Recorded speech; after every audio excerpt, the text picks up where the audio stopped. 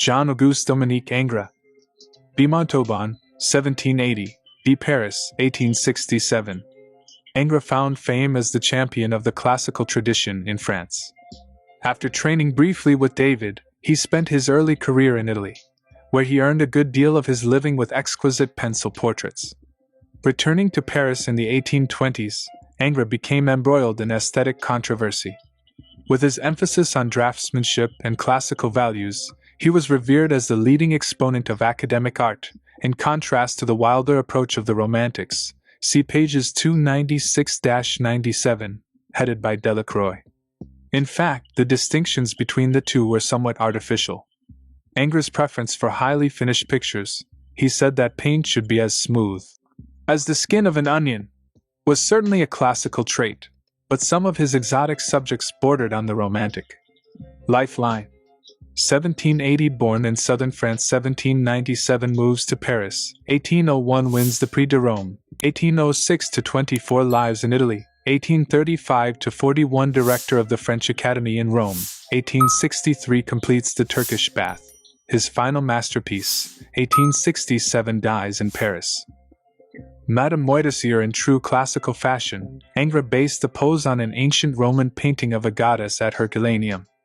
1856, oil on canvas, 120 x 92 centimeters, National Gallery, London, UK. The apotheosis of Homer inspired by Raphael's School of Athens. This is effectively a classical manifesto, showing Homer being crowned by victory. 1827, oil on canvas, 386 x 512 centimeters, Louvre, Paris, France. The Turkish bath. Ingres' most erotic painting was completed when he was well into his 80s. 1863, oil on canvas, diameter 198 centimeters, Louvre, Paris, France. The Valpencan bather. Throughout his career, Ingres sought to create the perfect, classical nude. He returned to this pose again and again, sometimes placing the figure in a harem, but he never surpassed his youthful work. The picture is named after an early owner. Painted while he was in Rome, this is one of Ingres' most classical works. The subject has exotic potential. The sunken pool hints at a bathhouse, for example, but the mood is cool and remote. 1808, oil on canvas, 146 by 98 centimeters, Louvre, Paris, France. Closer look. Idealized nude lion takes precedence over color, and this figure, lost in thought, resembles a living statue. The softly curving outlines of the figure contrast with the vertical folds of cloth.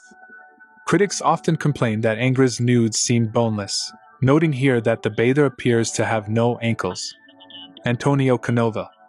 B. Pisanio, 1757, D. Venice, 1822.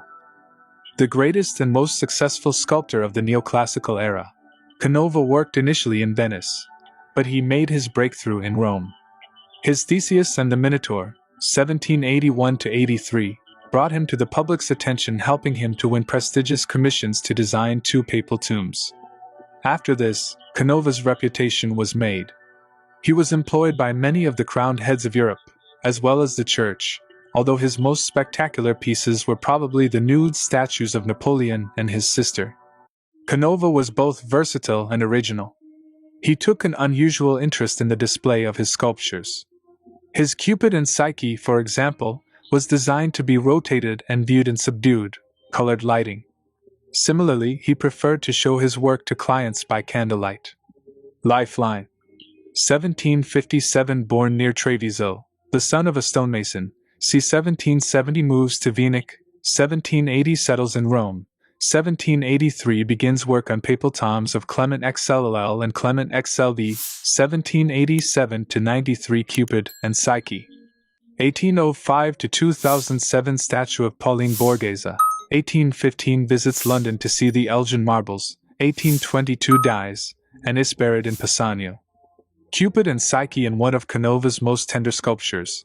Cupid revives his swooning lover with a kiss. 1787-93 marble, height 155 centimeters, Louvre, Paris, France. Pauline Borghese as Venus Gies. Daring sculpture of Napoleon's sister was never put on public display. It was only viewed by candlelight, by friends of the family. 1805 to 2007, marble, length 201 centimeters, Galleria Borghese, Rome, Italy. Hercules and Lycus mortally wounded. Hercules takes revenge on the youth who has unwittingly poisoned him. 1795 to 1802, marble, height 350 centimeters, Galleria Nazionale di Arte Moderna, Rome, Italy. Closer look.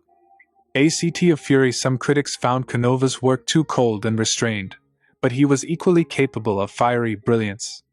Here, Hercules strains every sinew, while the despair of his victim, clutching vainly at the hero's lion skin, is vividly portrayed. John Flaxman. B. York, 1755. D. London, 1826. Both as a draftsman and as a sculptor, Flaxman was England's most important neoclassical artist. As a young man, he worked for Josiah Wedgwood and gained an interest in classical pottery. Flaxman's understanding of classical art is evident from his tomb sculptures, many of which resemble antique reliefs. It was his book illustrations, however, that were most influential. His simple, pared-down drawings brought the works of Homer and Aeschylus to life. Monument to Lord Mansfield. Flaxman's finest monumental sculpture is of the eminent Judge Lord Mansfield, flanked by the figures of wisdom and justice. 1795 to 1801, marble, Westminster Abbey, London, UK. Iron context. Wedgwood Pottery. Flaxman's association, 1775 to 87, with the potter Josiah Wedgwood produced some of his most beautiful neoclassical designs. Flaxman emulated the style of classical reliefs, while Wedgwood was inspired by Greek vases and antique cameos. In this example, Flaxman illustrates a moral fable invented by a friend of Socrates. Hercules must choose between the rocky road to virtue and the easy path leading to vice. The Choice of Hercules by John Flaxman, Wedgwood Jasperware. Johan Tobias Sergel. B. Stockholm, 1740. D. Stockholm, 1814. Sergel spent most of his career in his native Stockholm, though he formed his neoclassical style during an 11-year stay in Rome. There, he joined Henry Fuseli's circle of friends, immersing himself in the more sensual aspects of antique culture. This was reflected in his sculptures, which often combined raw vitality with thinly veiled eroticism. His terracotta models were particularly spirited, while his pen and ink drawings displayed a lively sense of humor. As Sergel's reputation grew, he was summoned back to Sweden by King Gustavus III, who made him his court sculptor. His later career was largely devoted to portraiture, the most notable example being a statue of Gustavus himself, loosely based on a famous classical work, the Apollo Belvedere. Mars and Venus. Neoclassical art was not always high-minded and serious. There were often strong erotic undercurrents in Sergel's sculptures. Here, it is unclear whether Mars is rescuing or ravishing the goddess. C. 1775, marble, height 93 centimeters, National Museum, Stockholm, Sweden. Bertel Thorvaldsen. B. Copenhagen, 1768-70. D. Copenhagen, 1844. After training at the Copenhagen Academy, the Danish sculptor Thorvaldsen won a scholarship to Italy, where his style reached full maturity. His portrayal of Jason, which owed much to an ancient sculpture by Polyclitus, established his credentials as a lover of the antique and helped to launch his career. Soon, he had so many commissions that he needed 40 assistants to cope with the demand. Despite pleas to return to his homeland, Thorvaldsen remained based in Rome for almost 40 years, aware that this boosted his claims to international status as an artist. He became Canova's chief rival. Thorvaldsen's work lacked the Italian's versatility and warmth, but it had a greater classical severity. Lifeline. 1768-70. Born in Copenhagen, 1797 settles in Rome, 1802 to 2003. His statue Jason seals his reputation. 1824 to 31. Works on the tomb of Pius VII in St. Peter's, 1838. Returns to Denmark a national hero, 1844. Dies in Copenhagen. Ganymede and Jupiter. Jupiter disguised himself as an eagle, in order to carry the youth away to become his servant. 1817. Marble, height 94 centimeters, Thorvaldsen's Museum, Copenhagen, Denmark. Closer look. Cupbearer. There is further irony in the fact that Ganymede is giving water to the divine eagle. This prefigures his future role as cupbearer to the gods. Phrygian cap. Ganymede's Phrygian cap identifies him as a Trojan, but it had revolutionary overtones in Thorvaldsen's day.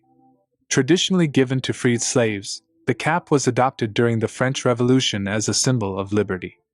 This is ironic, given that Ganymede is about to be enslaved. Johann Gottfried Schadow. B. Berlin, 1764, D. Berlin, 1850. A crucial 2-year stay in Rome, where he became friends with Canova, honed the neoclassical style of this German sculptor and printmaker. Although Shadow's work could be very imposing, his most famous sculpture was the magnificent chariot and horses on the Brandenburg Gate in Berlin, now replaced by a replica. He could also produce portraits that display genuine charm and intimacy. The Princesses Louisa and Frederica of Prussia, a delightful double portrait produced to commemorate the weddings of the two sisters. 1795-97, marble, height 172 centimeters, Alte Nationalgalerie, Berlin, Germany.